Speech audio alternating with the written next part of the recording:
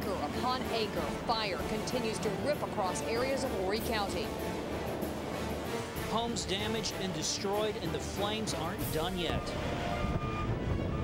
From the roads to the air, News Channel 15 has been on the scene all day. During this 6 o'clock half hour, we'll ask officials how they're dealing with the spreading flames, if they think there's an end in sight. It's Horry Wildfire Day 2. Good evening. Thanks for joining us. I'm Allison Floyd. And I'm Tim McGinnis. First up tonight, the flames continue to work through parts of Horry County. Dozens of firefighters are battling this wildfire that's already made its mark. It has been more than 24 hours now. Crews continue to work against a couple of windy days. Meanwhile, News Channel 15 has learned that after an investigation, the Forestry Commission has written 2 tickets to the same person in connection with the fire. One was for failure to notify officials about an outdoor burn. The second was for allowing the fire to spread. The forestry officials say that person's fire is connected to the cause of the fire, but may not be the only cause of this wildfire.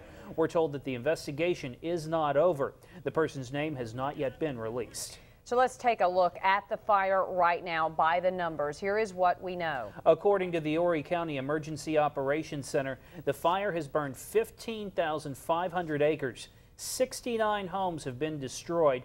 Another 100 homes have been damaged. And right now, 450 people are in shelters. We will have more from the Emergency Operations Center in just a moment, including the latest on evacuations and road closures. Actually, let's go to them right now. Okay, Graeme Moore. Tim and Allison, good evening. Yeah, we're here at the Emergency Operations Center. It's been open since 8 o'clock this morning at full operations.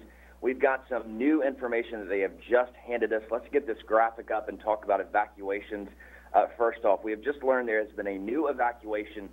30 homes on Strawberry Road and Cherry Circle in the Wpde area have now been evacuated. That is in addition to some additional evacuations in the Barefoot Resort. That is still in place, the Barefoot Resort evacuation. Also, Pelican Bay Subdivision in North Myrtle Beach, they are also under evacuation tonight. We have learned that the Homeowners Association at the Farm Subdivision in Carolina Forest has issued a voluntary evacuation. Again, this is not mandatory. This is a voluntary evacuation that was issued by the Homeowners Association. Also, let's go to road closures now. We have 3 roads that are closed right now. Let's read off this updated information from the EOC. As let's see, Highway 90 from East Cox Ferry Road north to Tilly Swamp Church has been closed. Citizens are advised that the smoke in the area will potentially lay very close to the ground from about 8 o'clock tonight through 11 tomorrow morning. Use extreme caution out there on the roads. Also, Highway 31 is closed from the Grissom Parkway to Highway 9. Highway 22 is closed from Highway 90 into Myrtle Beach down to Highway 17. Also, the Intracoastal Waterway from Highway 501 to the South Carolina-North Carolina border has been closed. That is considered a Coast Guard safety zone. Let's see if that's all we have from here.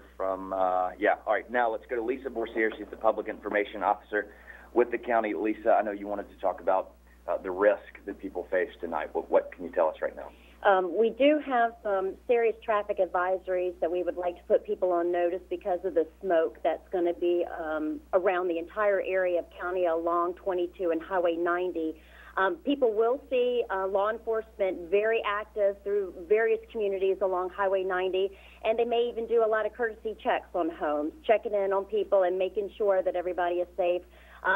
They potentially could go to homeowners and tell them to be ready if by chance they are asked to leave. So that will be going on throughout the evening. All right, let's talk about this Wpde area, these new evacuations that were just ordered. Is this part of the same fire? Is this a separate fire? What do you understand about that? It is the same fire. What's been interesting about this fire is the wind switching and the fire going on top of the tree, starting very smaller fires. We know, it started going east towards the beach and then skipped over to 22, going towards North Myrtle Beach. So it is a very active fire still to date. We are out there in full force doing everything that we can this evening. Do you foresee additional evacuations for tonight? That potentially could happen. Again, we don't know.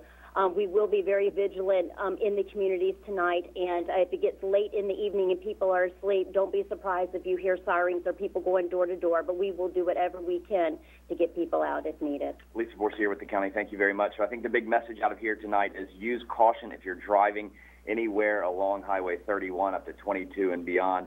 There will be a lot of smoke on the roads. Also, keep it tuned here to News Channel 15, CarolinaLive.com. Evacuations, as you just heard Lisa say, new evacuations could be ordered at any minute. We will keep you updated. We'll be at the EOC throughout the night, passing along the updated information as we get it. For now, I'm Graeme Moore, live in Horry County. Tim and Allison, back to you. All right, thanks a lot, Graeme.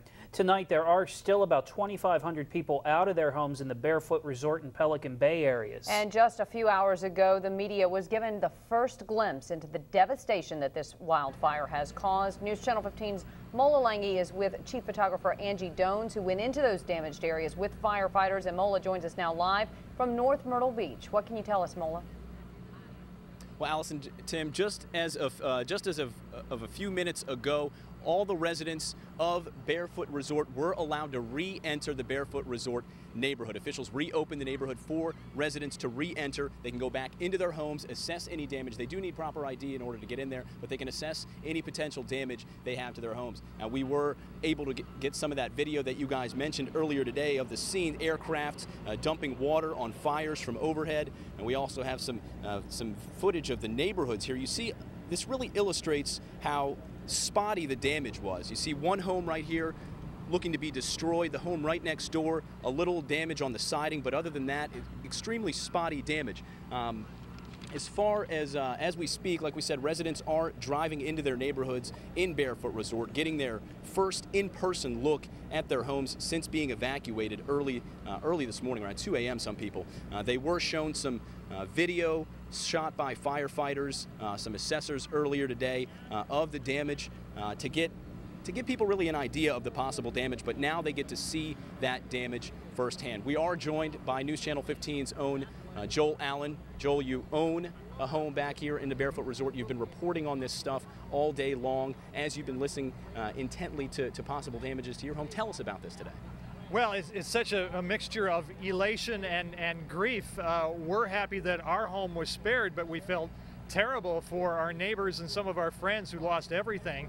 And we found out about 3 o'clock this afternoon via a video that they did an assessment. Some firefighters went back and shot video of the homes that were destroyed. They started out in the back and worked their way towards our home, street by street, home by home, identifying which homes were damaged and destroyed and which homes were saved. It was torture seeing this because we didn't know which was our home was going to be on the list or not. So as we sat there, my wife and I just kind of said, do we really want to see this or don't we? And eventually it came to our street, and there were 2 homes on our cul-de-sac that were destroyed and the others were spared. So we're all right, but we feel terrible for the others. What was that initial feeling like? That had to be... It was very bad, but you know, we kept telling ourselves, each other, you know, we're safe, we have each other, everything that's in the home can be replaced, and we just looked at it that way, and then when we find out that our home was spared, then it's elation, and we felt good about it. Still feel terrible, though, for some of these folks who lost their homes. All right, thanks a lot, Joel. Again, 69 homes were destroyed, as well as 29 other homes damaged. We're also joined by Todd Cartner of the Horry County Fire and Rescue. Todd, where do we stand in terms of the movement of the fire, its location, which direction it's heading to? Where do we stand with all this? Well, Mola, it's been the same thing all day. The wind's shifting around, and we just trying to keep an eye on which way it's going. We're still looking at the residential areas that are involved there. We have done some evacuations on and off just to kind of make sure that you know, we're not in a situation like it was here where we lost all those homes that rapidly. So we'll make sure people are prepared. And we've said this before. We've said it all day long. If we ask you to evacuate, please do so immediately. We don't have time to come back and make sure that you're out. Go ahead and do it for your safety. Certainly need them to cooperate. In terms of, I mean, we've gotten a bunch of evacuation stories. Some of this, you told me earlier that people will be asked to evacuate, maybe just on a momentary basis as fires pass through. Right, and that's just going to be on a case-by-case basis. So just if we need you to evacuate, we'll notify you through either the reverse 911, the geo-notification system, or we'll notify you by coming and knocking on your door or some of both. Just depends on what the situation is warrants at that time. Last question, where do we stand in terms of containment of any of these fires? We're still working on it. We're going to be doing some aerial views here shortly again, and once we do that, we'll be able to get some more updated information. Okay, all right. Todd Cartner with Horry County Fire and Rescue.